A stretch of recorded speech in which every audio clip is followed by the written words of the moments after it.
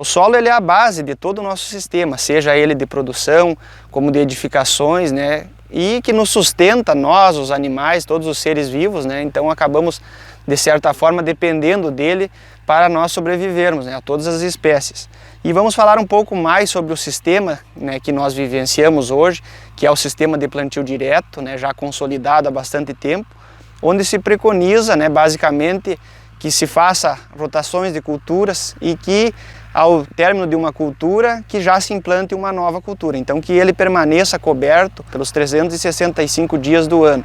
E aqui é um exemplo disso, né, uma área que foi realizada a rotação de culturas, onde no ano anterior era cultura de soja e este ano então foram implantada a cultura de milho e já imediatamente após a colheita foi implantada a cultura de aveia e azevém. Quanto mais cedo for efetuada a semeadura, né, esse novo plantio, mais rápido esse solo vai estar coberto.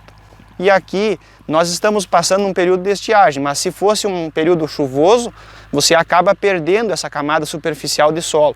E com esse sistema você consegue conservar ele pelo maior tempo possível, mantendo os nutrientes dessa camada superior, que é onde há esse acúmulo de matéria orgânica proporcionado pela quantidade de palha, né, que aqui tem a presença muito grande dela, e também de plantas espontâneas que podem vir a fazer a cobertura, né? Então, nesse sistema será utilizado para a produção de pecuária durante o período de inverno, mas também se preconiza, né, que se faça o mesmo manejo para que se tenha essa cobertura nesse período para manter esse solo coberto, produzindo essa massa verde, e isso vai aumentar o teor de matéria orgânica. E esse pasto ele pode ser utilizado também para alimentação de animais, não é mesmo? Isso, a ideia aqui desse pasto é justamente isso, né? Então será colocado aqui animais de corte para no período de inverno efetuarem o pastejo, né? Então, tanto para animais quanto para a cobertura é necessário que nós façamos esse plantio logo após a colheita, né? E a importância de você pensar em reter essa matéria orgânica é que ela acaba aumentando a produtividade, né? Auxilia também na retenção de água no solo. Então, se nós pegarmos 1 quilo de matéria orgânica, ela já decomposta, como muitas vezes a gente consegue ter na camada superficial do solo, você acaba tendo uma retenção de até 5 litros de água, né? Então, quanto maior o teor de matéria orgânica nós tivermos no nosso solo, mais nós vamos reter a água nesses períodos de estiagem, e isso vai fazer com que essas plantas também consigam permanecer por mais tempo, produzindo mais e também mantendo esse solo coberto, né? Então, isso é primordial para esse sistema. Também a questão de rotação de culturas, ela proporciona que a cultura do milho, como o sistema radicular é mais profundo, né, e maior a intensidade de raízes, ele acaba agora, né, quando você faz a colheita, deixando esse solo mais solto, entrando mais ar e ficando um solo mais poroso, né, então descompacta esse solo também, então traz benefícios de infiltração e de retenção de água para todo o sistema. E como é que a gente pode reconhecer um bom solo para o plantio e um solo que não está adequado para receber as sementes? Nós, como técnicos, a gente recomenda sempre fazer análise de solo, né? Então, a partir da análise, é como se fosse um exame que o médico nos pede quando a gente vai fazer uma consulta, né? Então, a partir da análise, a gente consegue, né, ter os dados indicativos de como ele está de questão de matéria orgânica, de nutrientes, macronutrientes, fósforo, potássio, nitrogênio e também de micronutrientes. Então, a partir da análise, você consegue direcionar o tipo de adubo e o tipo de corretivo que é necessário, né? Então, muitas vezes é necessário calcário para a correção do alumínio tóxico, e aí após então se faz a indicação, né, da adubação de acordo com a cultura e de acordo com a reposição que se quer dar a esse solo, né? Então, quanto mais nutrientes, quanto maior o teor de matéria orgânica, mais produtivo será a área. E a gente sabe que há uma variedade muito grande em relação aos solos, conforme cada região. Como está o solo no município de Lagoa Vermelha?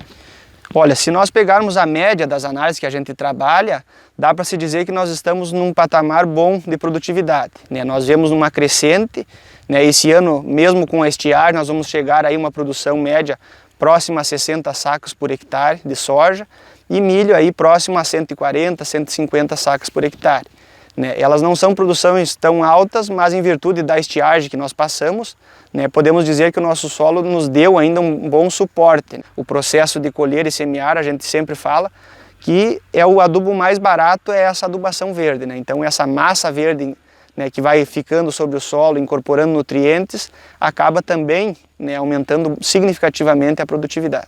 E aqui nós podemos ver, Josmar, uma outra variedade de capim, seria isso? Isso, é mais uma alternativa que o produtor tem, tanto para a alimentação dos animais, quanto também para a proteção de solo, né? Então vejam que ela faz uma cobertura parelha, né? Em terrenos de maior declividade pode ser feito esse plantio em patamares, né? Então você acaba retendo essa água no solo e reduz a intensidade de uma erosão, né? De uma chuva de maior volume, de descida dessa água. Então essas pastagens já têm essa capacidade de reter bastante água.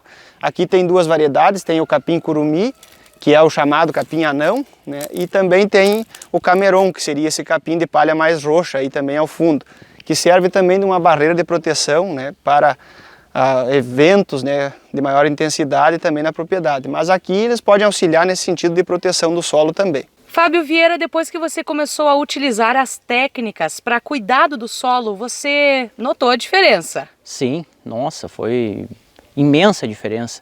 No começo estava produzindo 1/3 do que estão produzindo hoje, né? O solo estava produzindo pouco, o pasto não estava crescendo. A partir do que o Josmar começou a dar um auxílio para nós, aí mudou um monte, né?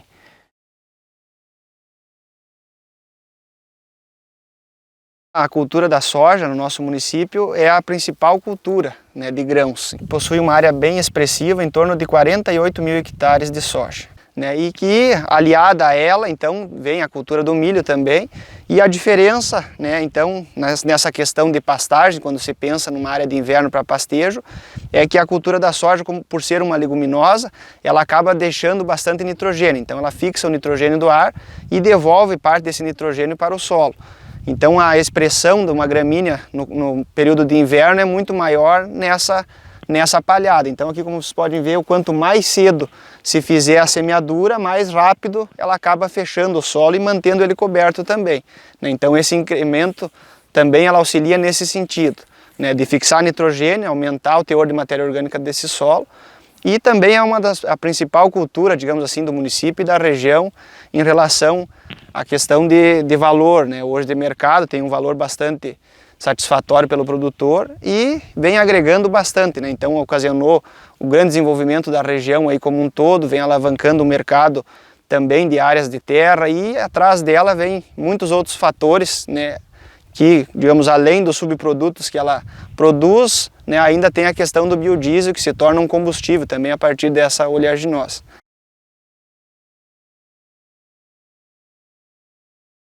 Então aqui a gente quer reforçar, né, um outro tipo de sistema, onde se trabalha com pecuária leiteira e também se busca essa melhoria e essa conservação de solo, que seria o sistema silvopastoril. E o que esse sistema consiste? Na introdução de árvores também, árvores aqui exóticas, nesse exemplo aqui o eucalipto, que contribui também para a sombra dos animais no futuro e também para a infiltração de água no solo.